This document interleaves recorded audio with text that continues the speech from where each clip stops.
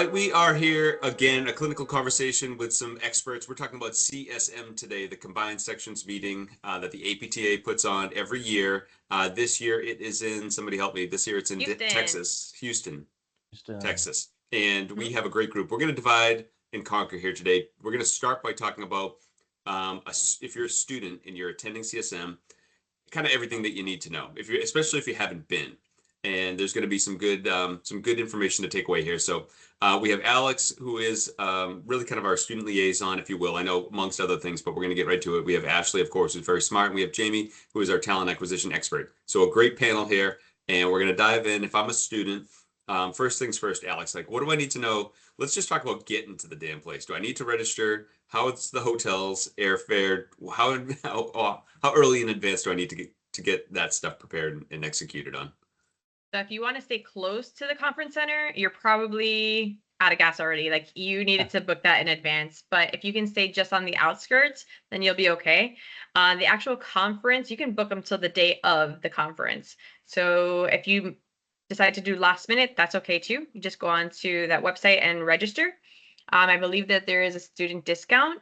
So the nice part about CSM for students is that you get to go and either see who you want to work for in the future, learn a little bit, and also see what kind of tech is coming out. They're always kind of a little bit forward thinking. So if you're in school, you're definitely going to be exposed to things that you haven't even learned in school yet. So that's kind of nice that you get to be on the innovative side of the industry. And there's also, you can get to network. So most of the people have some kind of alumni event that you can attend. So there's a lot of things to do at that event. Okay, so let's break those into two. Let's talk about in the event, and then we'll talk about after the event, which is more fun. But we'll talk about in the event first. If I'm a student, what are some of my priorities? And let's start with that. What are my priorities? So if you want to learn, there's a lot of classes, and you can definitely search those in advance. So you look ahead of time to see what courses you want to go to, because they can be ortho, or they can be education based, or they can be how to pick a mentor. So if you want a course, you do that in advance, check out the schedule that they have on the website, and then register. And you can plan out your day that way as well. There's like on the app, you can do like your own calendar. If you don't want to learn, because all you do all day is learn, then you network. You go and you walk around the booths, you walk around the city, and you meet people. You meet people that are teachers. You meet people that are employers. You meet, just all sorts of different people. Stop at each booth, ask questions, or just listen to their spiel, and you'll probably learn something.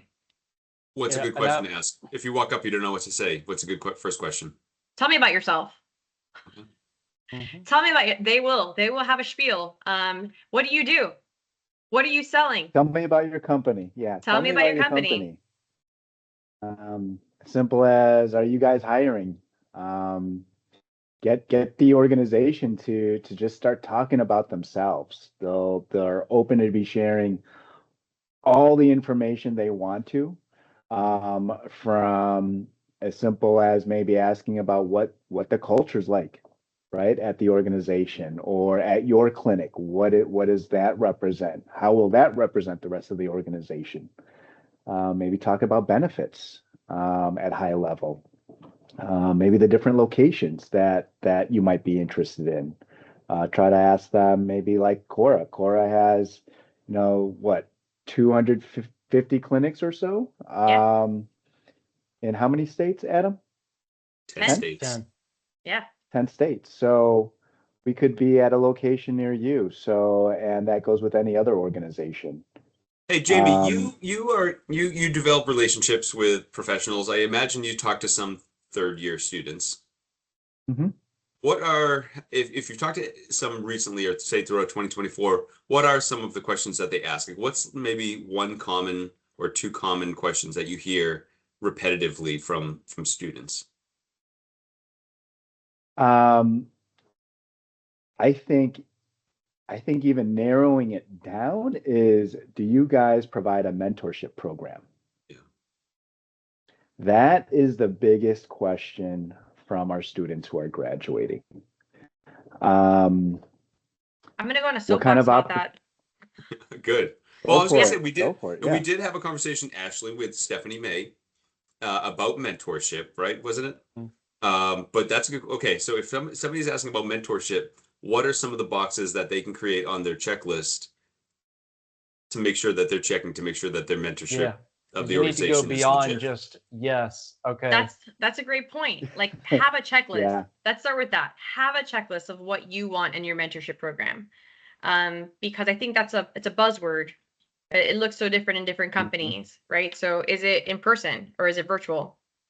Is it what's the time duration? Is it 6 months, 12 months, 2 years? How do you get matched with your mentor? What's the content? Mhm. Is it formal or informal? Because if you're formal, then you know that you're gonna have set meetings. If it's informal, then really the work is on you. Like you have to call your mentor and say like, "Hey, I have a question," or "Hey, can you help me work through this problem I'm having?" When it's formalized, it's a little bit more structured. So you have maybe questions that can be asked already, or topics that that are guiding you versus fully open-ended. Yeah, I think that opens the door too to where it might be the person you're speaking with. They're like, let me set you up with Alex. I'm going to get you the email contact. And then next thing you know, you're speaking directly with the person that can fill you in. So Mm-hmm. you want to know details. And then you're also, I think you're also getting a sense too of like, is that a part of the culture too, within a company? So can they speak to details and do they back it too? Is there something there that it's going to support what you're looking for? Mm-hmm. Well, hey, all right, Jamie, you got them going. What's another question that you've heard about? Mentorship is a good one. That was a good topic. Mentorship. So I think as I was thinking through this, so mentorship, I think students want to have the opportunity to travel. So the question I think is, does your organization have a traveler program? And if they do they allow new grads in those areas? That's the second question.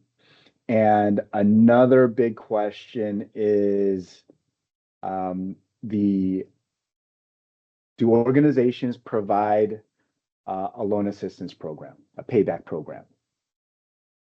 Those are the three things that I think individuals or young students or those going into their career, that's what they're asking me. Those are good questions.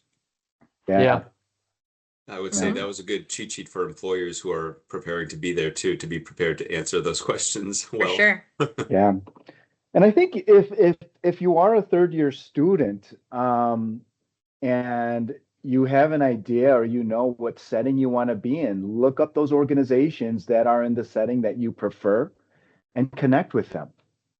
Go to your first, 5 booths and begin comparing them. Mm-hmm. See who has what and what do they have to offer you. That's a great point. I think it's going probably most companies, right? You're probably going to get a yes for the majority of benefits, but then the beauty is in what's beyond that. Tell me about the details. Does the culture in the company support it? And it goes to that, if you're walking around and you're making initial connections, that, what's different about your company? You've probably just spoken to 15 other booths, individuals, different companies.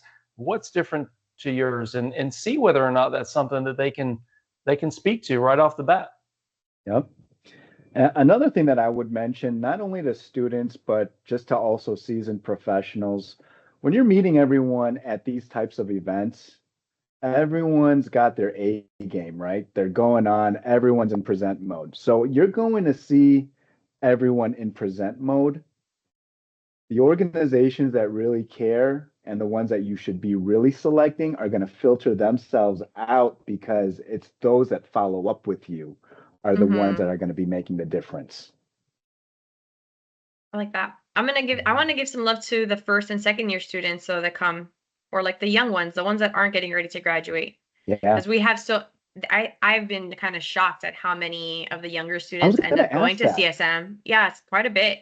And so their goals are a little different. So they're interviewing employers, obviously, but they're not quite ready to make a decision. They may still be learning what they want to do.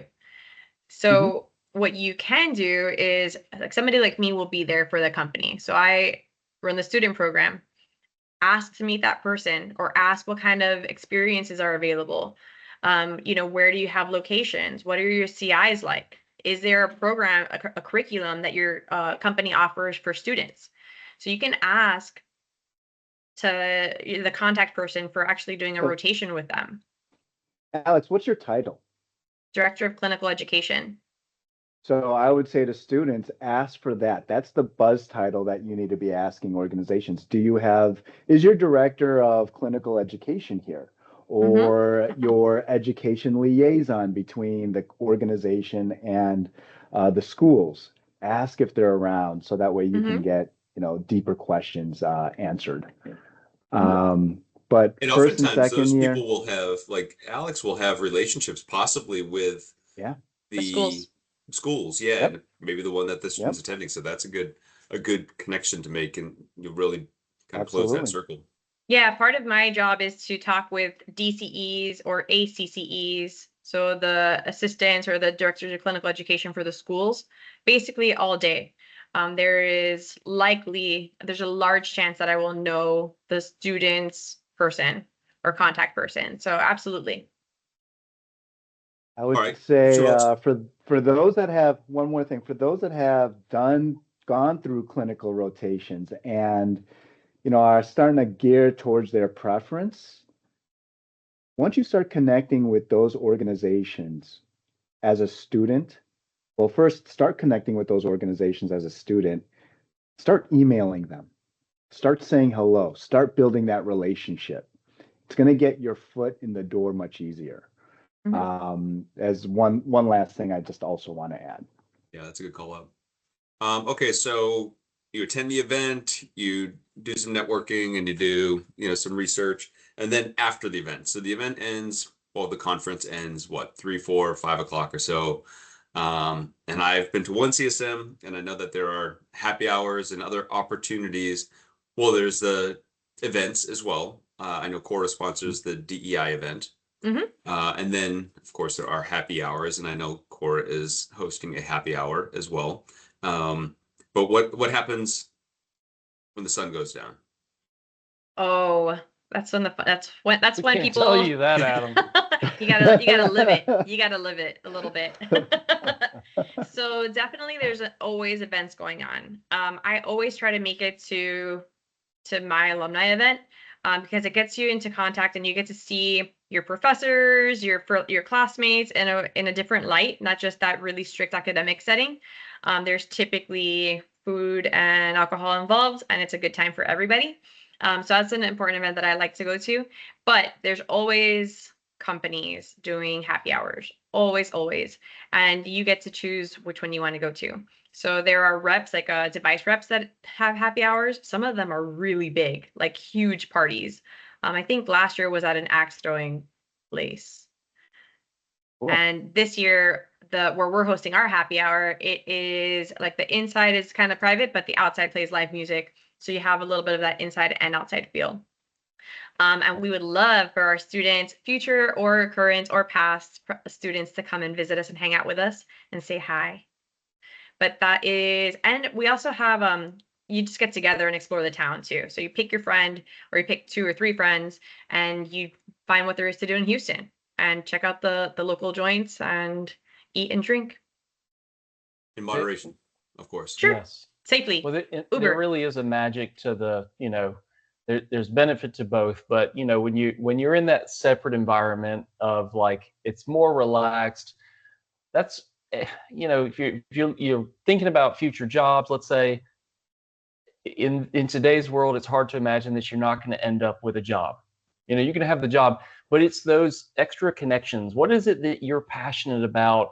Or what do or if there's something in your distant future that maybe you have some type of interest, that's the magic moment to kind of share that with individuals, or find out, what are some of the extra things that they do at their job, and you'll be amazed. Those are the times when connections happen, and maybe it's the next day or years down the road that you go back to those individuals and you got a hookup for whatever it is you're interested in. So Oh, Ashley, that reminds me, you brought up a great point about future connections. So we all have business cards. I have a stack, like I have like an index card box that I keep all of my business cards in, which is very outdated. I know I recognize that I'm aging myself, but I'm very tactile. Like I like to have business cards.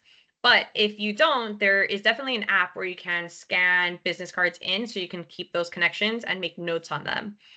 People will be trying to give you their contact information.